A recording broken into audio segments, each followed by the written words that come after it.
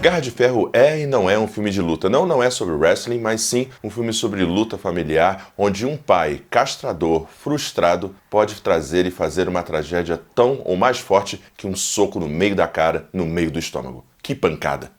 Fala aí pessoal do Filodoxia, tudo tranquilo, tudo beleza? Eu sou o Thiago Gribarni e você está no Filodoxia para uma crítica com mais ou menos spoilers, até porque é uma história biográfica de Garra de Ferro ou The Iron Claw. Simbora! The greatest family in the history of wrestling. E aqui você já sabe, eu já vou pedindo logo, antes que a masculinidade tóxica, a frustração de um homem castrado acabe destruindo ainda mais a sociedade e a nossa vida, deixa seu like maroto, se inscreva no canal, caso ainda não tenha se inscrito. Se você estiver assistindo essa prévia por qualquer outro lugar que não o canal, passa lá pra prestigiar que ajuda muito, beleza? Então agora sim, bora começar. Sean Durkin é o primeiro grande filme aqui do diretor, ele ali é meu contemporâneo, nasceu em 81, é o primeiro grande filme dele, junto aí com a A24, um filme muito esperado aqui no Brasil. Acho que teve a estreia adiada, editor me corrija se eu estiver errado, para março, mas já consegui ver o filme um pouco antes, por isso tá aqui no canal. E assim, é um filme muito bom, muito potente, que pode até eventualmente frustrar alguns que estão esperando algo do tipo Mickey Rourke e o Lutador, algo assim, sabe, mais de luta, ou Rocky Balboa e tal. Não é um filme sobre luta, não é um filme sobre wrestling, tem boas e excelentes cenas de luta dentro do ringue, com os planos abertos, planos fechados, o sufocamento, o impacto dos golpes, é muito bem feito quando você tá dentro do ringue, mas o ringue, na verdade, é o ringue da vida, dessa família trágica, né, dessa trágica história da família Von Erich, que assim, é mais trágica e nefasta e cruel e sei lá, ruim mesmo, sabe, doída, do que o próprio filme mostra, inclusive cortando um dos filhos, assim, né, que teve também uma morte trágica aqui na história real. Então dá uma olhada, procura aí nos documentários e tal, que tem bastante coisa sobre eles, assim. Esse pai castrador, que é o Fritz, interpretado aqui pelo excelente, a gente coloca a carinha dele aqui, excelente atuação, assim, ele segura tão bem o filme quanto o Zac Efron, né? Zac Efron também tá muito bem no filme. O papel do pai e do Zac, eles são dois papéis muito importantes aqui pra trama. E se não funcionassem os atores, em especial para mim, né, o papel do pai, do Fritz, é fundamental. E como é interessante odiar esse homem, ao mesmo tempo a direção não vilaniza ele. E o personagem do Zac Efron aqui também, ele tem uma dificuldade muito grande que ele sofre para dentro, porque ele é castrado. Ele é o filho com complexo de Édipo, que não lida bem com os seus desejos, que quer agradar esse pai e ao mesmo tempo cometer parricídio. Então por isso tudo já vamos chamar Momento filosófico. E para esse momento filosófico eu vou chamar 1/2 grandes autores aí, grandes psicanalistas, que é Sigmund Freud e Jacques Lacan. Sigmund Freud, sobretudo aqui, né, tratando a ideia desse ideal de eu, desse superego ou desse super-eu, o papel, a função de pai. E aí eu vou deixar linkado aqui na descrição um excelente artigo sobre essa questão da função do pai, tanto para Lacan quanto para Freud, vai estar linkado aqui na descrição. Mas é interessante pensar aqui, no caso do personagem do Zac Efron, que ele tem uma cena em que ele já vai pra cima do pai, ele quase mata o pai, e isso é real, já puxando para Lacan, né? E também simbólico, né? Nessa dimensão do real e do simbólico e do imaginário. E puxando de volta aí para Freud, é importante pensar esse complexo de Édipo dentro dessa perspectiva dessa família aqui como algo muito presente, assim, e quase que, sei lá, um filme didático para se discutir isso, né? Porque é interessante ver que o personagem do Zac Efron, ele é castrado literalmente. Até apareceu o personagem do Seu Interesse Amoroso, ele nunca tinha feito sexo. Ele coloca toda a sua pulsão, toda a sua libido na satisfação do desejo do pai. E esse pai castrador, esse pai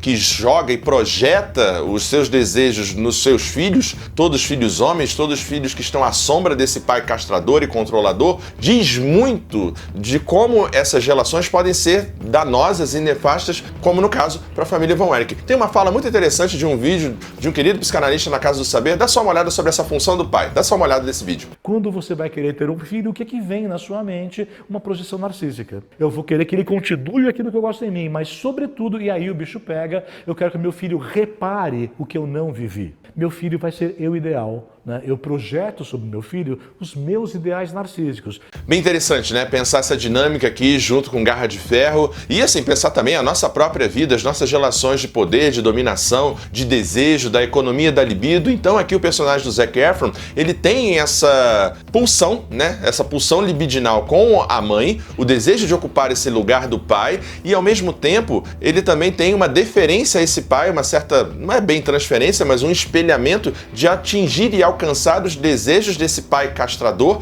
que coloca a sua sombra sobre a família a ponto de matar todos os seus filhos, inclusive um que não está no filme, e isso ser um problema seríssimo, né? Porque ele vai de modo quase como uma erva daninha, podando e ceifando todo o masculino que não seja um espelho seu, uma projeção sua no mundo. Então pensar essa perspectiva da função do pai, tanto no campo do real, do simbólico, quanto do imaginário, e o papel que o personagem do Zac coloca aqui pro fim, é bem interessante colocar essa percepção a partir do momento em que a mãe, né, consegue ser liberta a partir desse final trágico ali, com um único filho sobrevivendo, e a cena final para mim dela ali é uma cereja do bolo, né? Muito interessante pensar que ela assume o seu lugar de mulher, mulher desejante, mulher que não tá mais à sombra desse pai, que pergunta onde tá a comida. Eu não fiz porque eu não tô com fome. E ela volta a pintar, né, talvez uma tentativa de sublimação, né, de colocar o seu desejo e as suas pulsões para fora em tela, quase que uma pintura terapêutica. Essa ceninha é uma das coisas mais interessantes do filme, e pensar essa função do pai, a relação dos irmãos, essa masculinidade tóxica, essa castração e como essas relações podem ser extremamente nefastas e danosas. A Iron Crown ajuda a gente, junto com Freud e Lacan,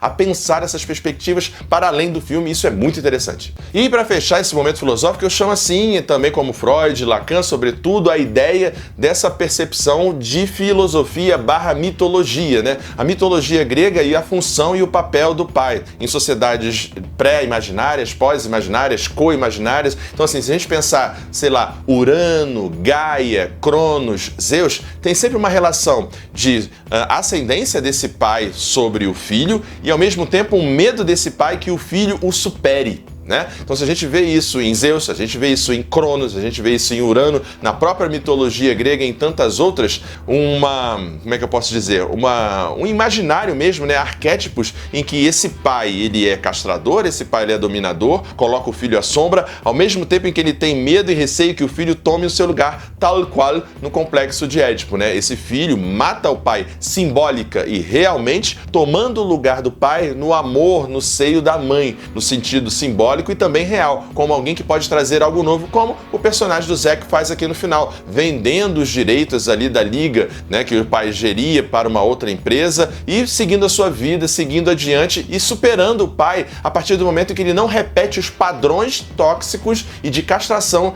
que o pai implementava sobre ele e seus irmãos. O filho se torna pai, não só daquela sua família que vai estar nascendo, mas também se torna pai dos seus irmãos. Isso é bem potente, isso é bem interessante. Mas bora lá voltar para a crítica. Bom, e para fechar esse vídeo aqui, a parte técnica para mim me pegou muito. As 2 horas e 20 do filme não pesam para mim.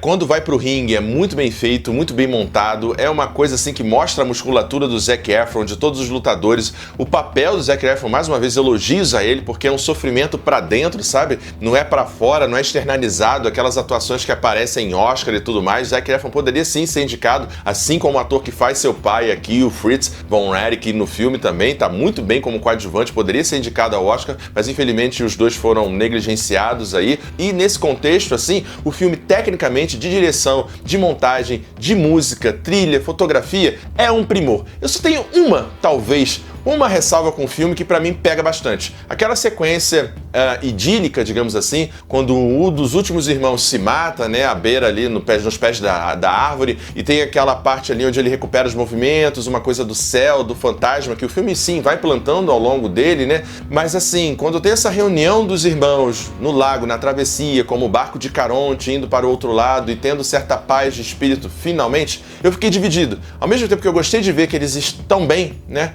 Tantos mortos, tantos suicídios, tantas dores, né? Eu gostei de ver isso, que eles estão bem. Ao mesmo tempo eu achei complicada a mensagem, porque daquela cena, pelo menos 2 se não 3, se suicidaram. E fica parecendo que o suicídio é uma solução, sobretudo se você tá com ideações suicidas e vê esse filme e assiste essa cena, pode ser um tipo de gatilho ou um tipo de reforço não muito interessante. Então é problemático para mim você colocar que o suicídio, de alguma forma ou de outra, é uma saída, né? É um encontro junto aos seus, a paz e a serenidade que você não alcançou em vida, ao invés de valorizar o verbal, o dito. E é muito importante nesse contexto a gente voltar para o Zac Efron e o papel da sua esposa, da sua família e dele ter um outro círculo de palavras, de vocabulário afetivo e emotivo que ajudam ele a lidar com a situação, coisa que os outros irmãos não tiveram de maneira adequada e talvez, não só por isso, eles tenham partido para o autoextermínio e partido para essa autossabotagem, né? Porque fica essa percepção nessa cena meio de sonho que o suicídio é algo